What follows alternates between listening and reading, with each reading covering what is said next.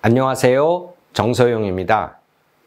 이번에는 이행 촉진 및 준수 메커니즘에 대해서 공부를 해보도록 하겠습니다. 이번 이슈는 파리 협정 자체에 대한 그동안 여러 가지 살펴본 이슈들의 마지막 순서가 되겠습니다. 그러면 이행 준수 메커니즘은 왜 필요할까요? NDC는 여러분들 기억하시지만 자국의 상황을 고려를 해서 국가들이 자율적으로 만들어내는 것이 NDC입니다. 하지만 계속 강조를 해드렸지만 그 이행 상황은 국제적으로 공유를 하고 평가를 해야지만이 우리가 정말 1.5도씨 또는 2도씨 목표를 달성하는지 알 수가 있는 것이죠. 그리고 약속을 지키고 있는지 아닌지 이거를 평가하는 장치가 필요합니다. 이러한 이행준수 메커니즘은 여러분들이 일반적인 국제법 원칙을 아신다면 분쟁 해결 절차에 준한다고 생각하실 수가 있을 겁니다. 다만 법적 분쟁 해결 절차의 경우에는 제3자 기관인 법원이 각 당사자가 제기한 이슈에 대해서 그 옳고 그름을 판단을 하고 그에 대한 강제적인 결정을 내려서 그 분쟁 당사자들이 그것을 받아들인 다음에 이행을 함으로써 분쟁을 해결하고 궁극적으로는 이를 통해서 어떤 제도라든지 어떤 법률이라든지 그다음에 기존에 계획했던 것들이 잘 이행되게 하는 것이지요. 그렇지만 이 이행 준수 제도 여기서는 그런 정도까지 강력함이 있다기보다는 파리 협정 자체의 특징이 그러하듯이 어느 정도 권고를 하고 어느 정도 잘할 수 있도록 유도를 하고 이런 데 초점이 좀 더 돼 있다는 것을 아시게 될 것입니다. 그런 의미에서 이 이행 준수 메커니즘의 기본적인 원칙은 첫 번째는 비처벌적입니다. 그런 의미에서는 법원에 가서 여러분들 하시는 분쟁 해결 절차와 굉장히 다르지요. 분쟁 해결 절차에서 어떤 판결에서 지게 되는 피고의 경우에는 모든 것을 다 잃어버리는 거죠. 그죠? 그래서 통상 우리가 법원에서 내려지는, 국내 법원에서 내려지는 판결 절차는 all or nothing이다. 다 이기던가 아니면 다 지던가지 그 중간이 없다고 얘기하죠. 그렇지만 여기서는 비처벌적이어서 그렇게 어떻게 보면은 강제적으로 한 당사자에 대해서 처벌을 하는 그런 경우는 찾아볼 수가 없습니다. 두 번째, 그런 거와 연장선상에서 여기서의 이행준수 메커니즘은 협력 중심으로 되어 있습니다. Facilitative. 이 단어는 여러분들 여기저기에서 그동안 파리 협정 공부를 하면서 많이 보셨을 겁니다. 협력을 통해서 우리가 더 잘해보자고 하는 것이지 오른쪽 그림에서 이렇게 땅땅땅 치면서 우리가 다 해야 돼 이렇게 명령을 하는 그러한 성격을 가지고 있지는 않습니다. 세 번째는 applicable to all parties. 제가 여러 번 말씀드렸지만 파리 협정 전체를 통하는 하나의 원칙이라고 볼 수 있죠. 이런 것들은 선진국, 개도국 예외 없이 다 적용이 되지만 당분간은 제가 앞에서도 여러 번 말씀드린 바와 같이 개도국들이 아직 준비가 안 돼 있거나 아직 여력이 부족할 수 있기 때문에 당분간은 개도국이나 또는 어떤 도움이 필요한 국가에 대해서는 도움을 어느 정도 줄 수 있는 지원에 초점을 더 두고 있다. 이렇게 볼 수가 있겠습니다. 그러면은 저희들이 공부를 해오면서 파리 협정에서는 각 이슈별로 그 이슈들을 잘 다루고 이행을 담보하기 위해서 어떤 메커니즘들이나 또는 어떤 기구들을 설치해 놓은 경우들을 많이 봤는데요. 이행준수도 역시 마찬가지입니다. 이행준수위원회 Compliance Committee가 파리 협정상에 규정이 되어 있습니다. 이 Compliance Committee는 24명의 전문가로 구성이 된 독립기구입니다. 그래서 제가 앞에서도 말씀드린 준법원기구라고 그럴까요? 그렇죠. 이 법원의 역할이 강제적인 게 아니라 어떻게 보면은 굉장히 facilitative하고 그다음에 협력적이고 이렇다고 말씀을 드렸죠. 그다음에 선진국, 개도국의 균형을 고려하고 있습니다. 저 자신도 개인적으로는 이행준수위원회 활동을 해본 예가 있는데요. 예전에 국가 간의 폐기물 이동을 금지하는 UN 바젤 협약에 이행준수위원회가 있었습니다.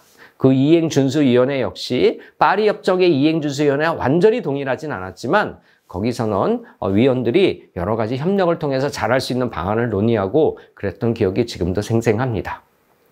그래서 이행 어려움을 왜 이행이 잘 안 되고 있을까? 이행 어려움을 분석을 하고 기술 재정 지원과 연계를 시켜줘서 어떻게 해서든지 이행이 더 잘할 수 있도록 해주고 또 어떤 문제가 있으면 그 문제에 대해서 진단을 해주고 그 문제를 해결할 수 있는 권고책을 제시하는 것 이런 것들이 이행준수위원회의 중요한 기능이라고 할 수가 있겠습니다.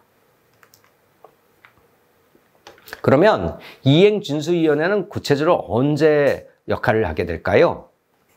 첫 번째가 국가가 절차적인 보고 의무를 이행하지 않은 경우 BTR의 경우에는 2년마다 내게 있고 NDC는 5년마다 내게 돼 있고 이런 여러 가지 절차적인 것들이 있지 않습니까? 그런 절차적인 것들은 국가들이 잘 지켜야 되는데 그런 것들을 잘 지키고 있지 않을 때 그 원인을 파악하고 그 해결책을 권고를 할 수가 있을 것입니다. 진척이 현저히 부족한 경우 뭔가 절차는 지키고 있는데 이게 제대로 기후변화 대응을 못하고 있다. 그럼 어떠한 문제점이 있을까?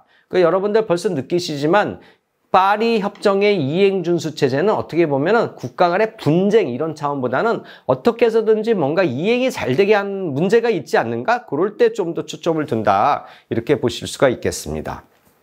세 번째는 국가 스스로가 우리가 여러 가지 어려움이 있으니 좀 이행준수 문제에 대해서 좀 살펴봐 달라라고 스스로가 요청을 하는 경우 이런 경우에도 셀프 리퍼럴이라고 그러는데 이때도 이행준수 메커니즘이 작동을 할 수가 있습니다. 그래서 세 가지 경우 국가가 보고 의무를 이행하지 않았거나 진척이 현저히 부족한 경우라든지 아니면 국가가 스스로 지원을 요청한 경우 이런 경우에 이행준수 메커니즘이 작동을 하게 됩니다.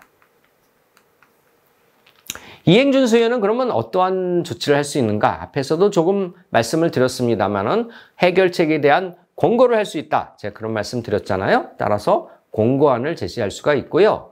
제가 또 앞에서도 말씀드렸지만 기술 및 재정 지원의 연계를 도와주는 방안을 한번 서제스트를 해볼 수가 있을 것입니다.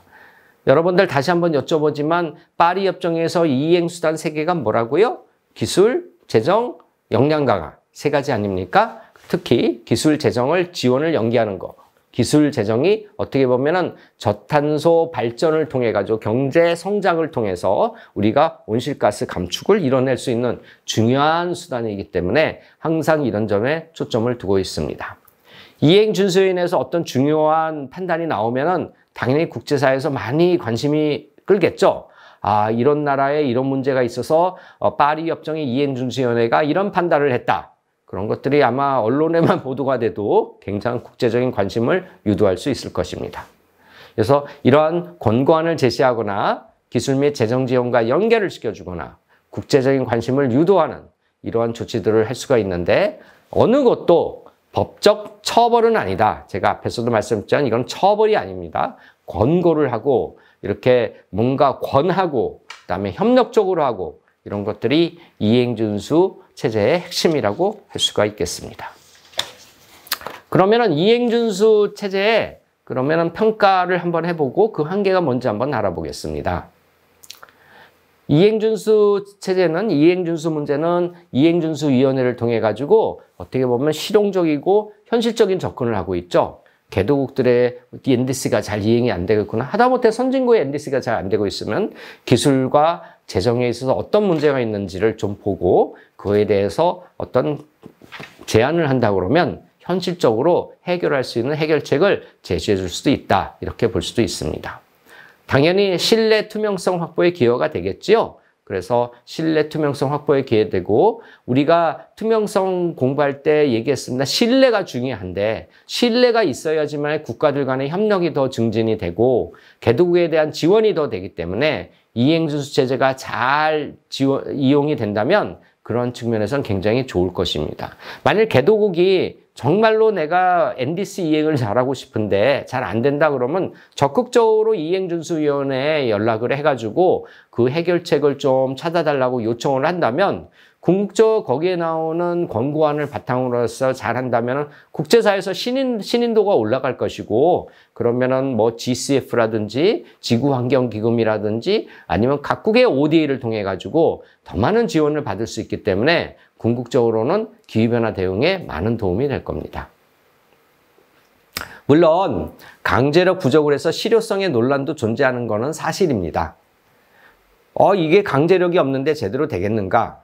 그런데 제가 생각할 때는 이러한 강제력이 부족해서 실효성에 문제가 있다 이렇게 생각을 하는 것보단 이행준수 체제의 어떻게 보면 그 특징을 이해를 하고 그를 통해 가지고 잘 활용을 하려고 한다면 더 많은 긍정적인 면들을 볼 수 있지 않을까 그런 생각이 듭니다. 그러면 오늘 공부한 내용을 한번 정리를 해보겠습니다. 이행준수 문제는 파리협정에서 15조에서 다루고 있는데 처벌이 아닌 협력 기반의 구조이다. 제가 여러 번 강조해 드렸습니다. 두 번째는 신뢰 회복과 이행 촉진이 핵심이다. 역시 강조를 많이 해드렸습니다. 세 번째는 투명성 및 글로벌 이행 점검 GST와 연결이 잘 되어야 한다. 그리고 제도적으로 잘 되어 있지만 앞으로도 잘 되어야 하고 그렇게 해야지만 실질적인 우리가 효과를 볼 수 있다. 이렇게 볼 수가 있을 것입니다. 다음 강의는 기후정의와 형평성 문제인데 여러분 아시다시피 제가 준비한 이번 파리협정에 대한 강의는 3부작입니다. 그래서 오늘은 2부작의 마무리이고 다음부터는 3부로 넘어가서 새로운 이슈에 대해서 공부를 해보도록 하겠습니다.